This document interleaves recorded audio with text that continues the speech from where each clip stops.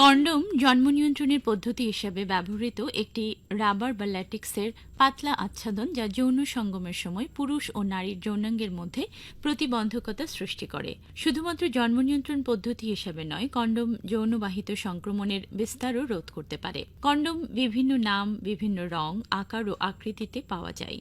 যেসব গ্রহীতার যৌনবাহিত সংক্রমণের ঝুঁকি রয়েছে তারা জন্ম নিয়ন্ত্রণের জন্য যে পদ্ধতি গ্রহণ করেন না কেন তাদেরকে অবশ্যই যৌন মিলনের সময় কন্ডোম ব্যবহার করতে হবে। পুরুষ এবং মহিলা উভয়ের জন্য ভিন্ন ভিন্ন কন্ডোম পাওয়া যায়। বর্তমানে বাংলাদেশে পরিবার পরিকল্পনা কর্মসূচিতে শুধুমাত্র পুরুষদের জন্য ব্যবহৃত কন্ডোম পাওয়া যায়। কন্ডোম একটি নিরাপদ এবং কার্যকর জন্ম নিয়ন্ত্রণ পদ্ধতি। এর ব্যবহার অনাকাঙ্ক্ষিত গর্ভধারণ প্রতিরোধ করে এবং যৌনবাহিত রোগের বিস্তার রোধ করে।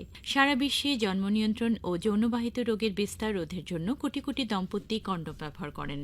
আধুনিক রাবার প্রযুক্তির ফলে কন্ডোম এখন লেটেক্স হতে তৈরি হয়। গ্রহণযোগ্যতার জন্য কন্ডোম এখন খুবই পাতলাভাবে তৈরি করা হয়। এতে শুক্রনাশক এবং পিচ্ছিলকারক পদার্থ এখন যোগ করা হচ্ছে। বর্তমানে কিছু কন্ডোম ফোঁটাযুক্ত বা ডটেড হওয়াতে এর গ্রহণযোগ্যতা বৃদ্ধি পেয়েছে।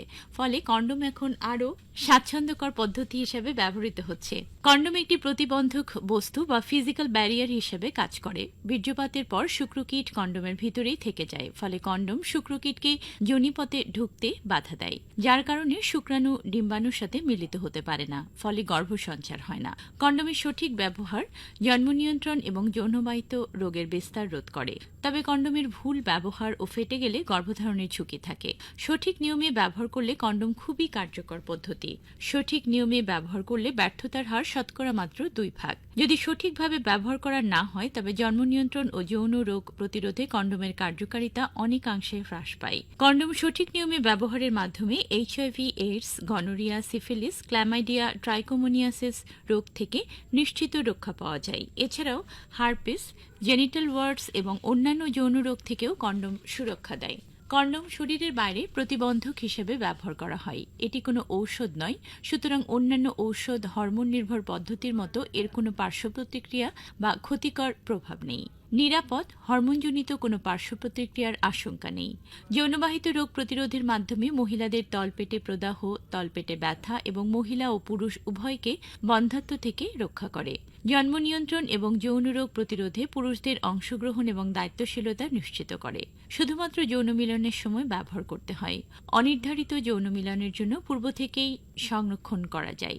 সেবাদানকারীর সাহায্য ছাড়াই এটি ব্যবহার করা যায়। যে কোনো স্থানে বিক্রি হয়, তাই সহজপ্রাপ্য এবং দামেও কম। পার্শ্ব প্রতিক্রিয়া নেই বললেই চলে।